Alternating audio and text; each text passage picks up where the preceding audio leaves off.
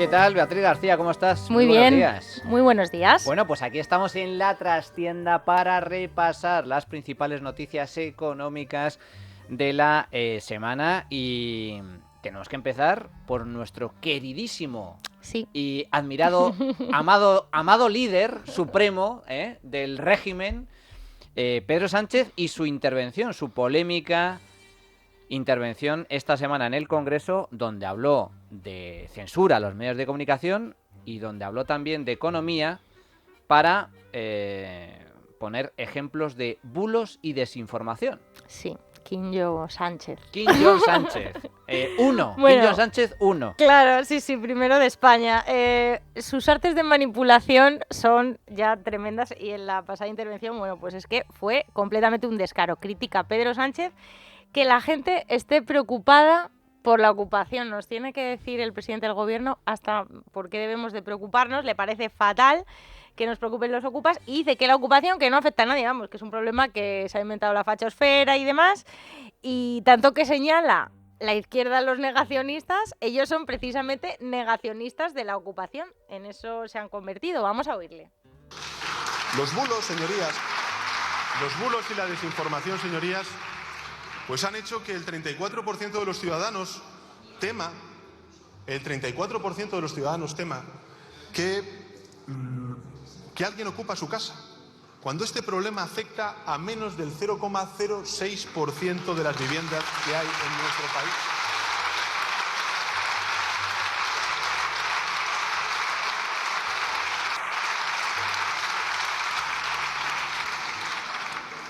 Bueno, lo primero que hay que decir sobre esta memez del presidente del gobierno es que claro que preocupa la ocupación.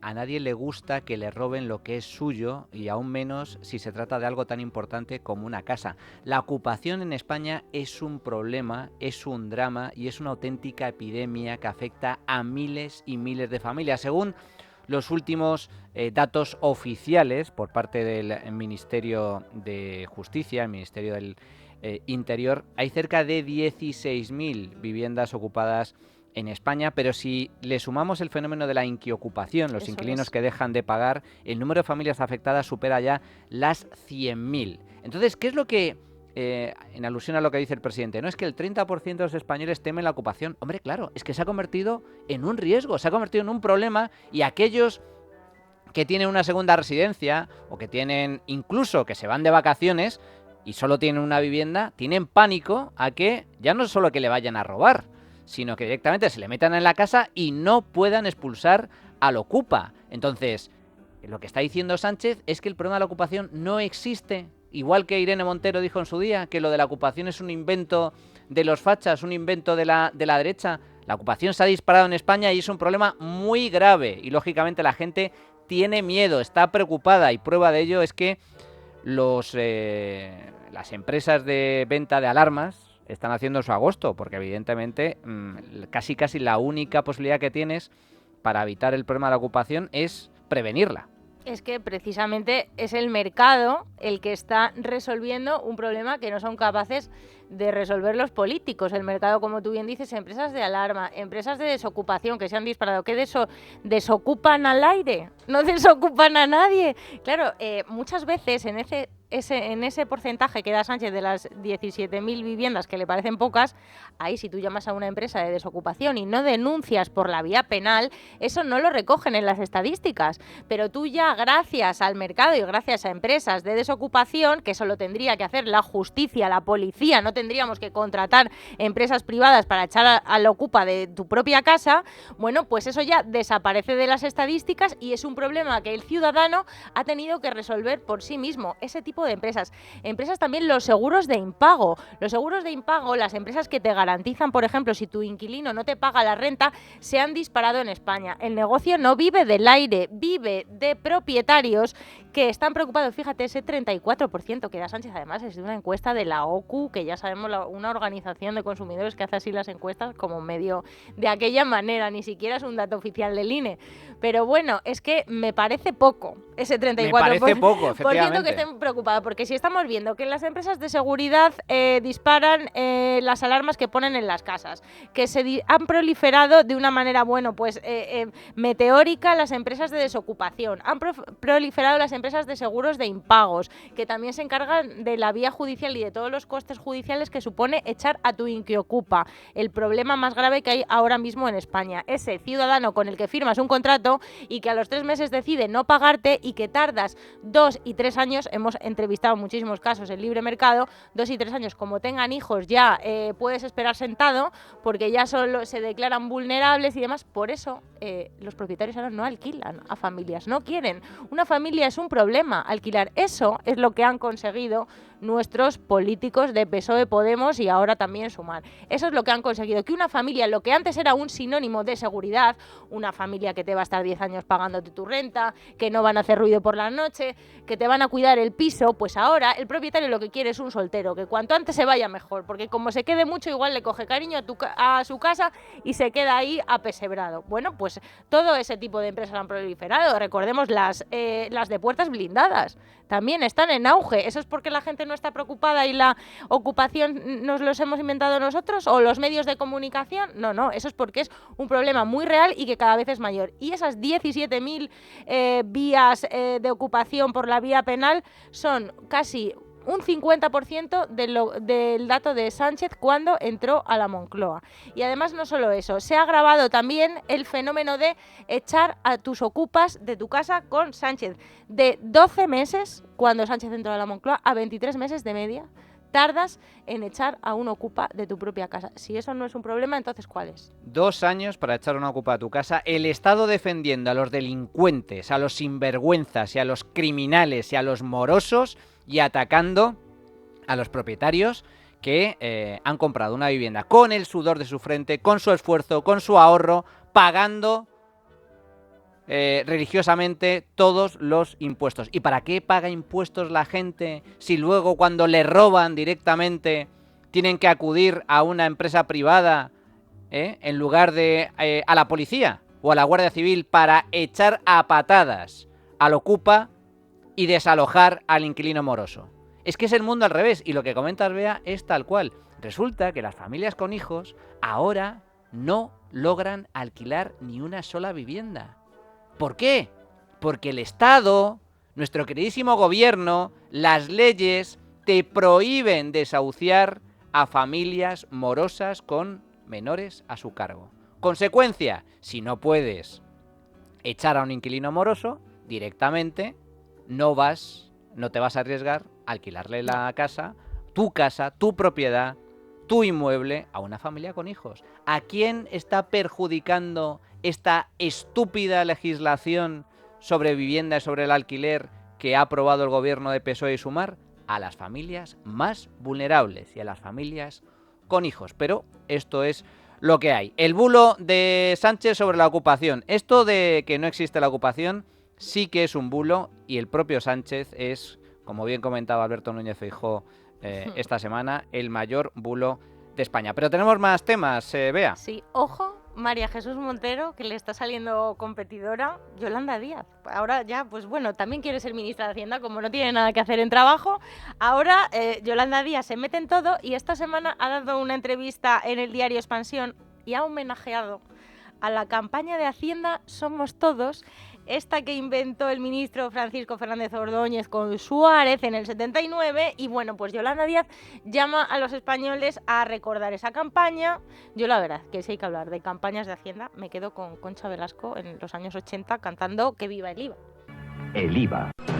Que viva el IVA, ay que viva el IVA, que viva y viva, ay que voy, que voy, que voy, que viva el IVA, ay que viva el IVA, que viva y viva, ay que voy, que voy, que voy, que viva el IVA, ay que viva el IVA. Sí, señor, la campaña, esto de la campaña, es que la gente no es consciente de que con la democracia llegaron muchas cosas, pero también Llegaron los impuestos. llegaron los impuestos, concretamente 2. El impuesto sobre la renta, que no Sí. existía en España.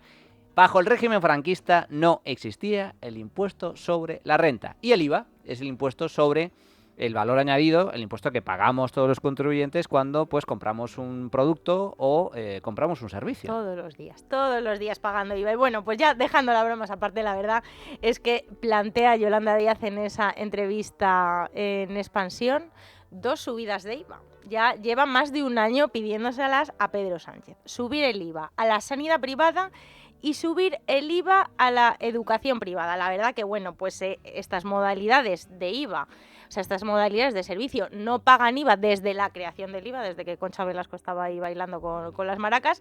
Entonces, si Yolanda Díaz logra llevar a cabo esta subida fiscal, sería algo histórico. Son servicios que están exentos del pago de IVA porque se consideran que son servicios elementales. Pero fíjate, cuando estamos hablando de educación y cuando estamos hablando de sanidad privada, estamos hablando de cuando vas a un médico, Sí. Estamos hablando de los seguros sanitarios privados, que por cierto, en el caso de España hay 10 millones de asegurados mediante mutuas y mediante seguros de todo tipo, porque la sanidad pública funciona cada vez peor.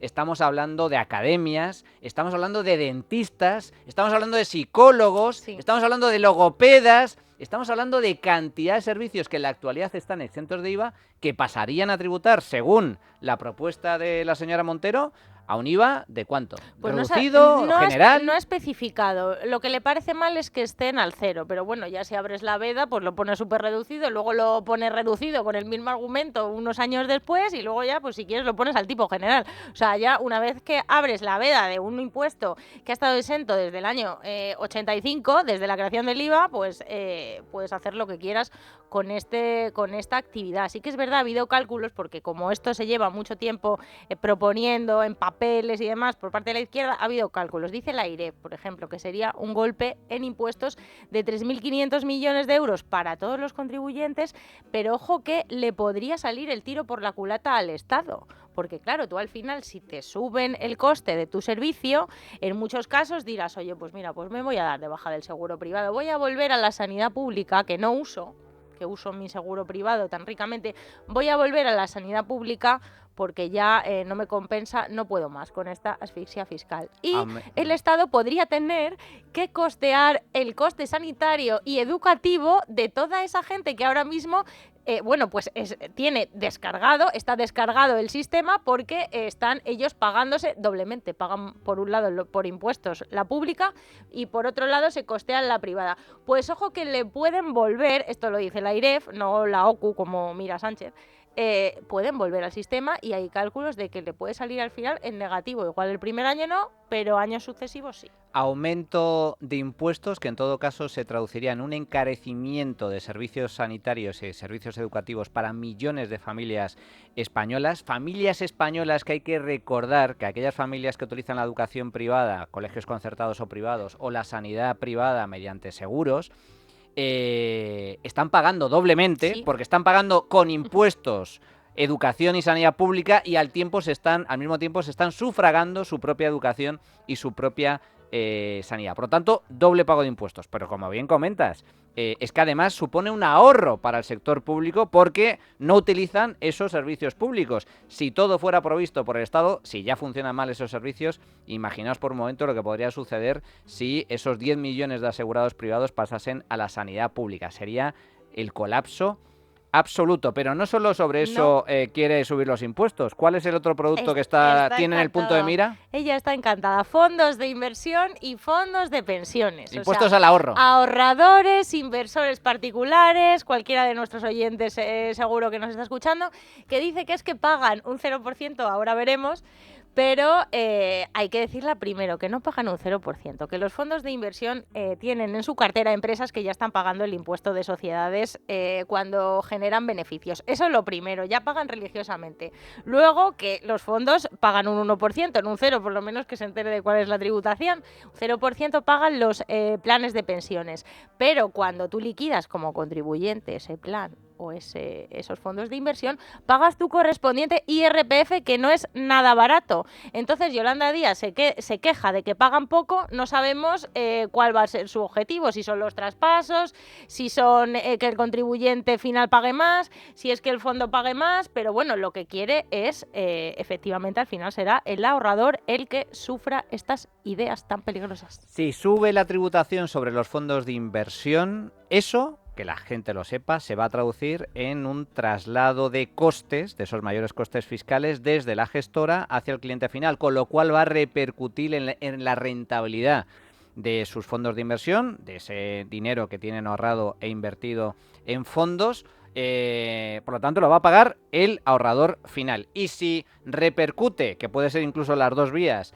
en una nueva subida de la tributación sobre el ahorro en el IRPF, España ya tiene una tributación sobre el ahorro absolutamente colosal. Pero lo que quieren los comunistoides, los rojeras que nos rodean, es que la tributación sobre el ahorro pase casi a ser idéntico que la tributación sobre la renta. Sí, eso es. Quieren equipararlo. Y aquí hay un problema, es que la tributación sobre el ahorro es una absoluta barbaridad. Habría que eliminar la tributación sobre el ahorro. ¿Por qué? Porque supone un doble impuesto. Es dinero sobre el que ya has tributado. Es decir, el ahorro es lo que consigues una vez que ya has pagado impuestos sobre tu renta que te quita el Estado cuando trabajas, o cuando creas un negocio, o cuando eres autónomo, o cuando vendes una propiedad. Sobre eso ya has pagado. Has pagado impuestos, lo ahorras, lo inviertes, y si ganas dinero te vuelven a tributar. Es doble tributación. Eso debería estar prohibido y debería eliminarse de raíz. Pero mucho me temo, Bea, que va a suceder todo lo contrario. Tarde o temprano. Bueno, Bea, muchísimas gracias por este repaso a las noticias de actualidad. Nos vemos la semana que viene. Por supuesto. La Trinchera de Llamas, con Manuel Llamas.